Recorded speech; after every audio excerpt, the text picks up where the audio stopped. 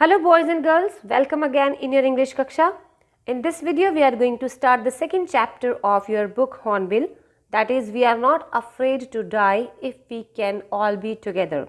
That is written by Gordon Cook and Alan East. This is very interesting and adventurous story in which the author is explaining his adventurous voyage and he is telling us about the hardships that he faced during this voyage. So, we will start the text and we will enjoy that imaginative voyage that is given in this chapter. But before that, we will see that expressions that are given in the beginning of this chapter on the top. Here, honing our seafaring skills. First is honing our seafaring skills. That means to perfect the skills of traveling on the sea. Seafaring, that is skill of traveling on the sea. Ominous silence. Ominous silence refers to an impending danger. It refers to an impending danger. Mayday calls. Mayday calls is actually radio telephonic words which signal aircrafts or ships in danger. Next we are having pinpricks. Pinpricks means very small. Pinpricks in the vast ocean. Pinpricks means two small islands in the vast sea. A tousled head. Tousled head means a head with disarranged hair. Who is having disarranged hair? We will see in the text. So now let's start the text. In July 1976, my wife Mary, son Jonathan, 6, daughter Suzanne, 7, and I set sail from Plymouth, England to duplicate the round-the-world voyage made 200 years earlier by Captain James Cook. In July 1976, this voyage about which we are going to read in this chapter was started in July 1976. By whom? By the author along with his wife, whose name is given here, Mary, and his son Jonathan, 6. 6 means 6 years old. Daughter Suzanne, 7 years old. And the author set sail from Plymouth, England. What to do? To duplicate the world voyage made 200 years earlier by Captain James Cook. To do or to make the same voyage that was made by Captain James Cook before 200 years. For the longest time, Mary and I, Mary is the name of the author's wife, and I, author, who was 37 years old, a businessman, had dreamt of sailing in the wake of the famous explorer, and for the past 16 years we had spent all our leisure time honing our seafaring skills in British waters. Here the author is saying that he was of 37 years old, and when he dreamt of sailing in the wake of the famous explorer. Who was the famous explorer here? Captain James Cook. And he wanted to make the same voyage that was made by Captain James Cook. And for the past 16 years, they had spent all their leisure time to perfect the skills of traveling on the sea. Where? In British Channel. In British Channel, right? Next is our boat wave walker, a 23 meter. Wave walker is a boat that was used to perfect their skills. Our boat wave walker, it was 23 meters, 30 ton wooden hulled. It was made up of wood. That's why it is called here wooden hulled beauty. Had been professionally built, and it was built by the professionals. And we had spent months fitting it out and testing it in the roughest weather we could find. And they were testing this boat and their skills in the roughest weather whenever they found there is rough weather. The first leg of our planned 3 years, 105,000 kilometers journey passed pleasantly. As we sailed down the west coast of Africa to Cape Town, there, before heading east, we took on 2 crewmen, American Larry Vigil and Swiss Herb Sigler. to help us to tackle one of the world's roughest seas, the Southern Indian Ocean. Here he was saying that the first leg of our planned 3 year, from last 3 years they were planning for their voyage that was of 105,000 kilometers journey, and it was passed very pleasantly, and with them they were having 2 crew members, American Larry Vigil and Swiss Herb Sigler. Why they were carrying both of them? Because they would help them to tackle one of the world's roughest sea, that was Southern Indian Ocean. Now we will see on the next page how they started their journey. See on the second page. On our second day out of Cape Town, we began to encounter strong gales. Strong gales means heavy winds.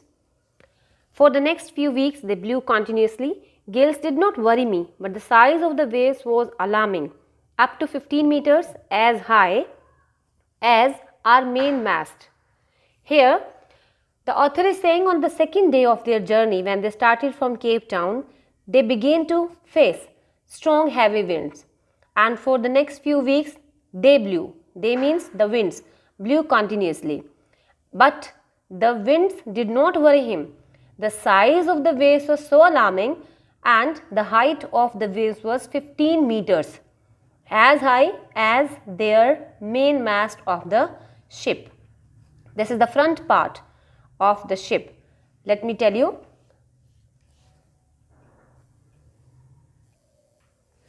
This is mast of the ship. Here, this is given the picture of the ship. This is the deck, and here it is mast. So the height of the winds was too high, that it was touching to the mast here. On 25th December, they celebrated their Christmas Day, and after that there was a change in the climate or in the weather, and on January 2, it is given here, at dawn on January 2, the waves were gigantic. What was the change? The waves were very dangerous and they were too big. We were sailing with only a small storm jib and were still making 8 knots. Jib is used to hold the ship in the ocean or in the sea when there is a storm. As the ship rose to the top of each wave, we could see endless, enormous sea rolling towards us. As the ship rose, as the ship was going towards the sea, they could see endless, enormous sea rolling towards them, and the screaming of the wind and spray was painful to the ears. Screaming of the wind means the storm was too heavy, winds were too heavy, and their sound or the voice or the spray of the water was painful to the ears. To slow the boat down, we dropped the storm jib and lashed a heavy mooring rope in a loop across the stern. Actually, this loop, stern, jib, mooring, these all are the part of a ship. Whenever there is a voyage in the sea, all these things are carried in a ship to handle the storm. And here he is saying that when they wanted to slow the boat down, they dropped the storm jib and lashed a heavy mooring rope in the loop across the stern. Then we double lashed everything, but that was worthless, so they double lashed everything to slow the boat and went throughout our life raft drill, attached lifelines, donned oilskins and life jackets, and waited.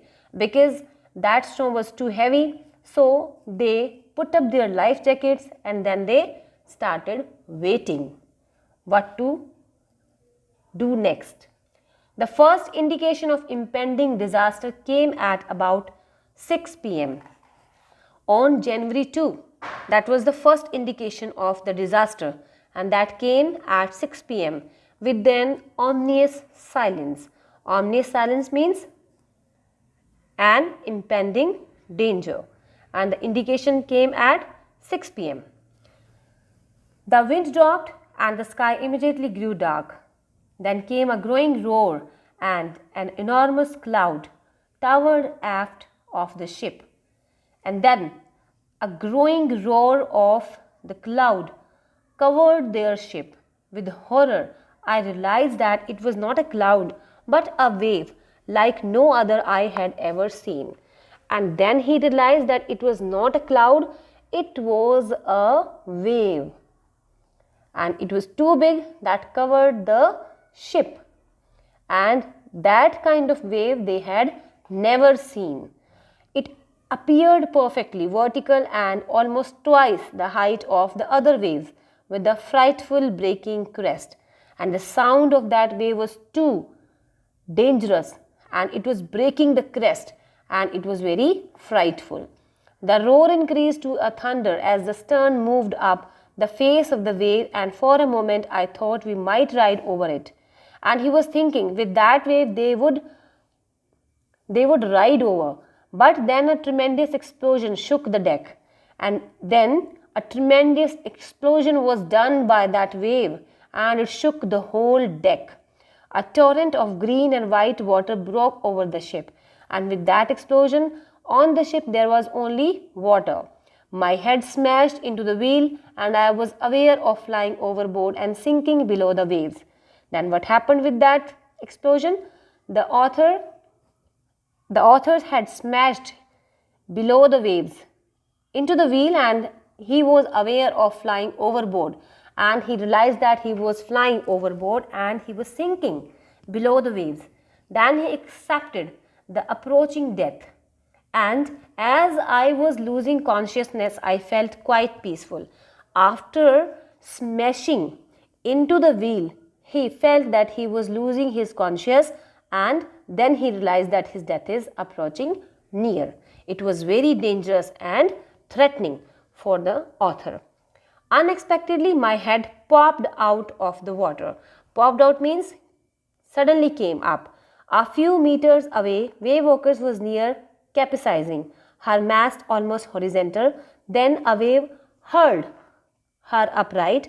My lifeline jerked taut. I grabbed the guard rails and sailed through the air into Wave Walker main boom. Subsequent waves tossed me around the deck like a rag doll.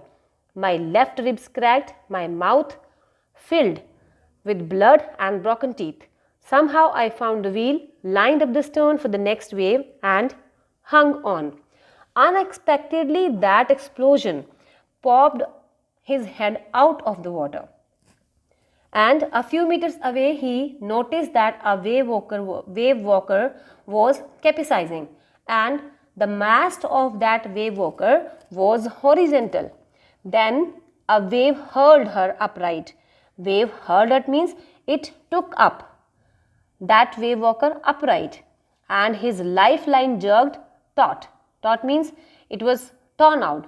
I grabbed the guard rails and sailed through the air into Wave Walker's main boom, and he smashed with the main boom. Subsequently, waves tossed me around the deck. Then suddenly the waves tossed him around the deck like a rag doll. He was moving here and there, tossing here and there like a doll. My left rib cracked. His left rib was cracked due to the smashed, and his mouth filled with blood, and his teeth were also broken. Somehow he found the wheel and lined up the stern for the next wave and hung on. When he found the wheel, then he tried to stand up. Then in the next line, what is given here? Water, water everywhere. I could feel that the ship had water below, but I dared not abandon the wheel to investigate.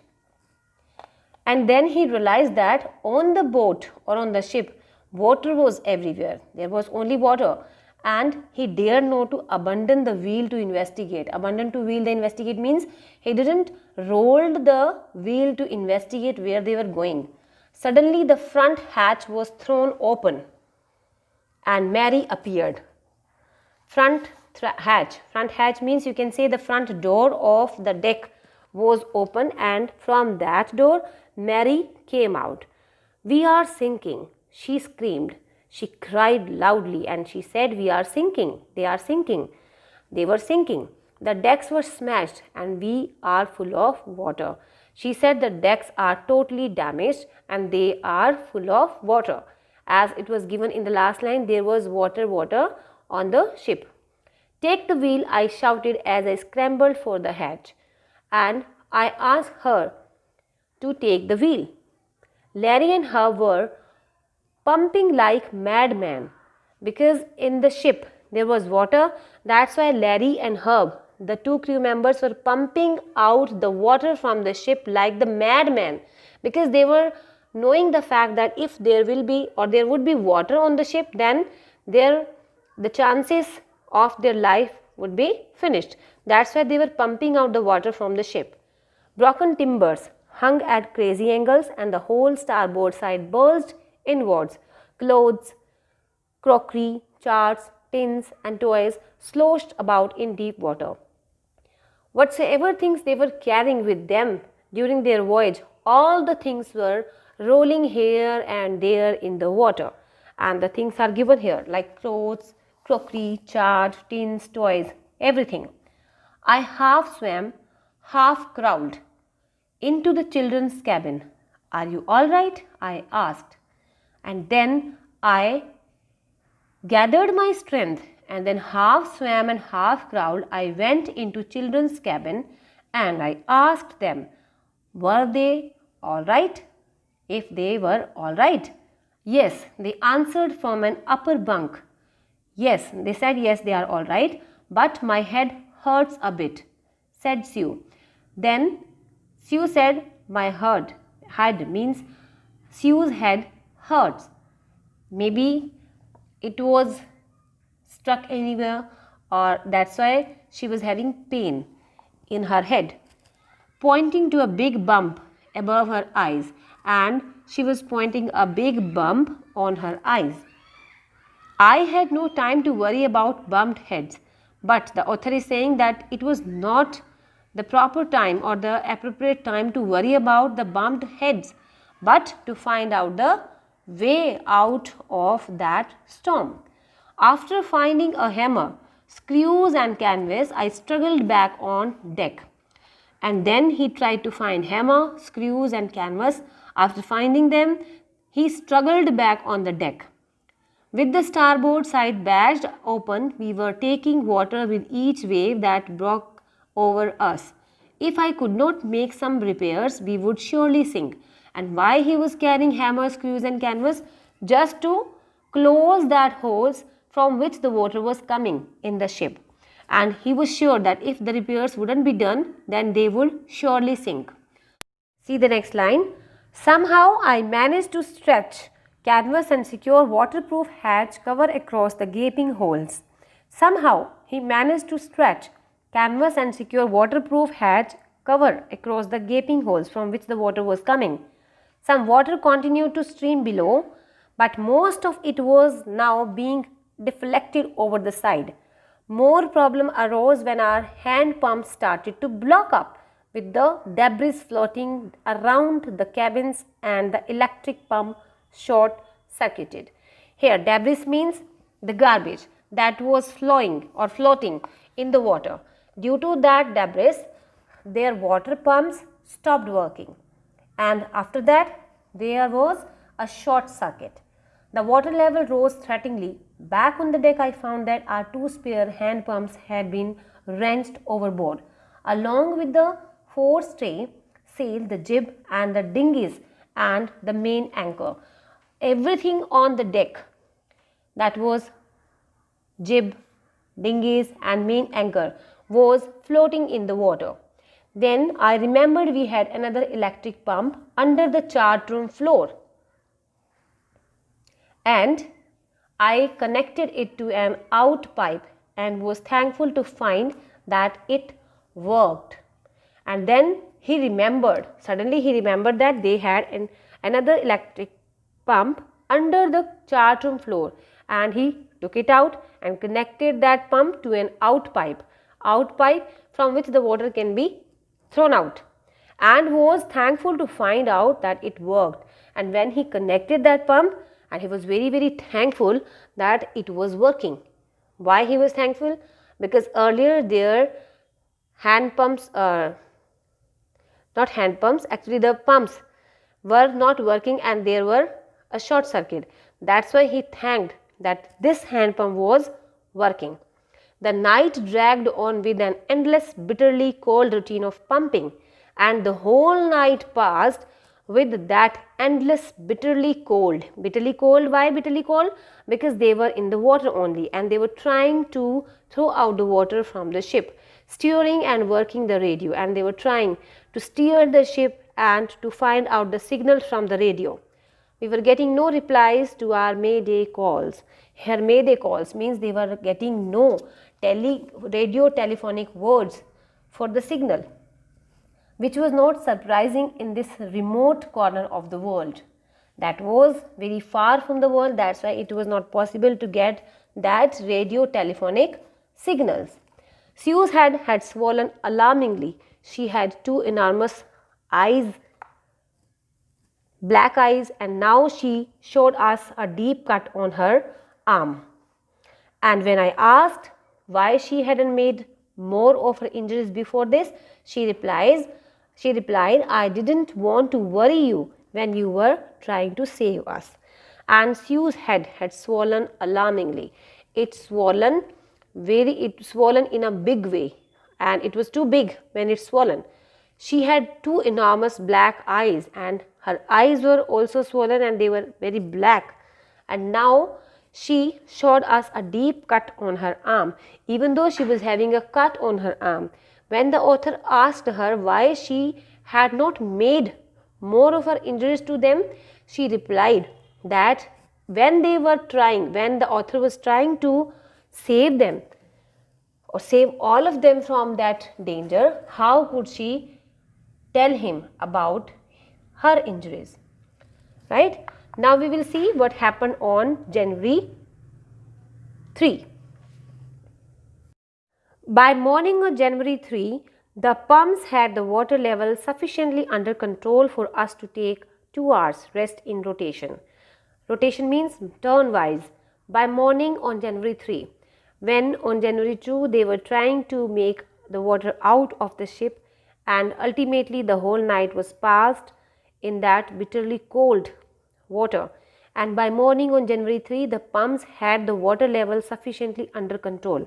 By pumping the water out, now the situation was under control and all of them were taking rest by the rotation. But we still had a tremendous leak somewhere below the water line, and on checking I found that nearly all the boats' main rib frames were smashed down to the keel. In fact, there was nothing holding up a whole section of the starboard hull except a few cupboard partitions. And when he found that there was a leakage, while finding that leakage, he realized that the main rib frames of the deck was smashed and nothing was holding. There was nothing to hold the whole section of the starboard. There was only few partitions of the cupboard. We had survived for 15 hours since the wave hit, but Wave Walker wouldn't hold together long enough for us to reach Australia. I checked our charts and calculated that there were 2 small islands a few hundred kilometers to the east. One of them, Island Amsterdam, was a French scientific base. Our only hope was to reach these pinpricks in the vast ocean. In the beginning I told you the meaning of pinpricks. Yes, that is 2 small islands in the vast sea. Here it is given, we had survived for 15 hours since the wave hit, but wave walkers wouldn't hold together long enough for us to reach Australia. I checked. When the author checked all the charts and calculated the distance, then he found there were 2 islands and that are called pinpricks here. But unless the wind and the sea abated so we could hoist sail, our chances would be slim indeed. As the wind was blowing and the sea was abating, means the distance was decreasing, they felt that the chances of their finding that 2 islands were very less, and the great wave had put our auxiliary engine out of action and the engine was stopping. means it was not working properly. On January 4, after 36 hours of continuous pumping, we reached the last few centimeters of water. Now, we had only to keep pace with the water still coming in. The only thing that they had to do was to stop the water that was coming in the ship. We could not set any sail on the mainmast. Pressure on the rigging would simply pull the damaged section of the hull part. So we hoisted the storm jib and headed for where I thought the two islands were.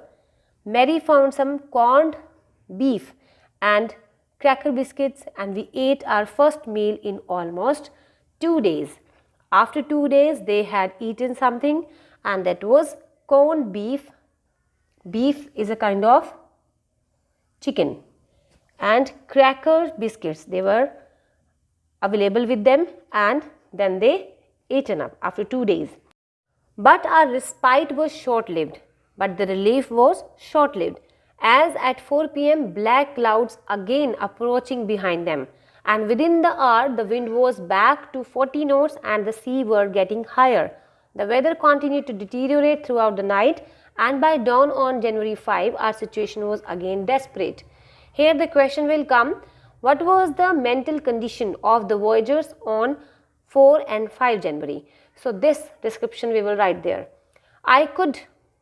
When I went in to comfort the children, John asked, Daddy, are we going to die? I tried to assure him that we could make it. But Daddy, he went on, we aren't afraid of dying if we can all be together. You and Mummy, Sue and I. Actually, from this line, we got the chapter's name, as this shows the courage of that small boy who was saying that they are not afraid to die if all of them are together. Right? I could find no words with which to respond, and at the words of the little boy, the author was very much surprised and he was thinking how to respond. But I left the children's cabin determined to fight the sea with everything. But this made him very much determined to fight the sea with everything. He had, means the courage or the things to protect or to save each and every one on the ship. To protect the weakened starboard side, I decided to heave to with the undamaged port hull facing the oncoming waves using an improvised sea anchor of heavy nylon rope and two 22-liter plastic barrels of paraffin. And then he decided to use the things that was available on the ship, like the nylon rope and 22-liter plastic barrels of paraffin, and while using these things, he decided to control the water level or to save each and everyone on the ship. That evening, Mary and I sat together holding hands as the motion of the ship brought more and more water in through the broken planks. Planks means the pieces of the broken ship, or you can say the broken pieces of the ship. We both felt the end was near. They were holding their hands because they thought that their end was approaching very near. That's why they joined their hands together and they were holding their hands. But Wave Walker rode out the storm, and by the morning of January 6, with the wind easing means comforting, wind became favoring and it was in favor of them. That's why he said, I tried to get a reading on the sextant. Sextant is a meter through which the speed of the air or the wind can be measured. Back in the chart room, I worked on the wind speed and then changes of course, drift and current in an effort to calculate our position, and he tried to find out their position, where they were. The best I could determine was that we were somewhere in 150,000 kilometers of ocean looking for a 65 kilometer wide island. That's why that island was called a pinprick in a very large and a vast ocean of 150,000 kilometers. They were trying to find out only a small island, and it was of 65 kilometers wide only. While I was thinking, Sue, moving painfully, joined me. The left side of her head was now very swollen and her blackened eyes narrowed to slits. Slits means they were almost closed. She gave me a card she made. And she was there? She was there to hand over a card to her father. On the front, she had drawn caricatures of Mary and me with the words, "Here are some funny people." Caricatures means cartoons. And she made cartoons on the card, and there the words were written that here are some funny people. Did they make you laugh? I laughed a lot as well. Inside was a message. What was the message? It was very touching. "Oh, how I love you both." So this card is to say thank you and let's hope for the best. Somehow we had to make it. Actually, the words of his children were giving him determination and strength. That's why he again checked and rechecked his calculations. And then after they had lost their main compass from which they were trying to locate their direction. And then they were using, actually the author was trying to use a sphere which had been corrected for magnetic variations. And this made an allowance for another estimate of the influence of westerly currents which flow through this part of the Indian Ocean. And then again he was trying to direct or to find out the direction of the island. About 2 p.m. I went on deck and asked Larry to steer a course of 185 degree. After rechecking or checking the calculations, he went on the deck and asked Larry to steer the wheel at 185 degree. If we were lucky, I told him with a conviction. Conviction means with an estimation. I did not feel he could expect to see the island at about 5 p.m. At 2 p.m. he said him to rotate the wheel at 185 degree, and he said that he was expecting that at 5 p.m. if they would be lucky, then they would be able to find the island for which they are actually looking for. Then with a heavy heart I went below, climbed on my bunk and amazingly dozed off. After giving the directions to Larry, he went again on the bunk and dozed off because he was too tired. That's why he dozed off there. When I woke, it was 6 p.m. and growing dark. I knew we must have missed the island, and with the sail we had left, we couldn't hope to beat back into the westerly winds. At the moment, a tousled head appeared by my bunk. "Can I have a hug?" Jonathan asked. He was right behind him. When he woke up, he noticed that a tousled head. Whose tousled head is mentioned here? Jonathan. Who was Jonathan? Author's son. He was of 6 years old and he was having disarranged hair on his head. That's why it is called tousled head. He and his sister Sue were there in front of him and they were asking him to hug them. "Why am I getting a hug now?" I asked. The author asked them why he was getting a hug then. "Because you are the best daddy in the world." And they said, you are means the author. The author was the best daddy in the whole world and the best captain also. And this was a commendable comment or a commendable remark for the author.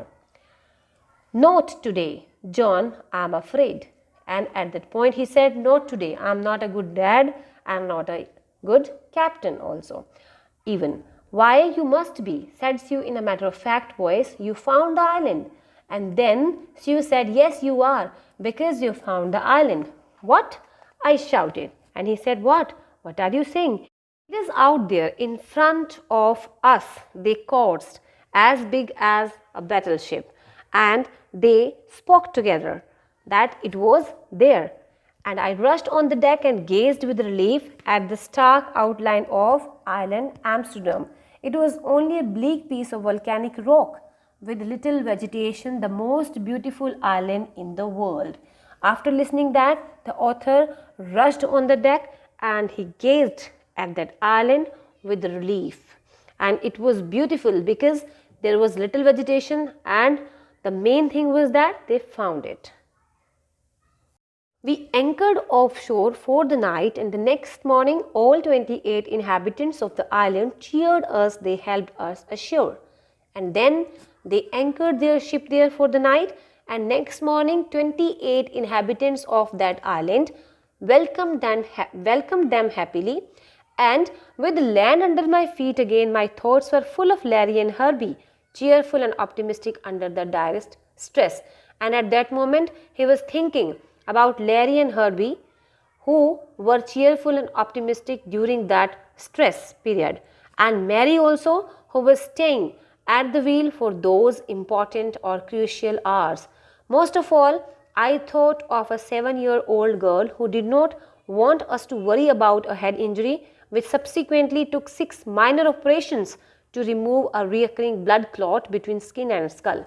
Due to that head injury, she was having 6 operations. Why? Because there was a blood clot between skin and the skull. And a 6-year-old boy who was not afraid to die. So this was the courageous efforts of all of them who were on that voyage and make it successful. That's why the name of the chapter is proven appropriate. That is, we are not afraid to die if we all are together. So this is from this chapter. I hope each and everything is clear to you. Thank you.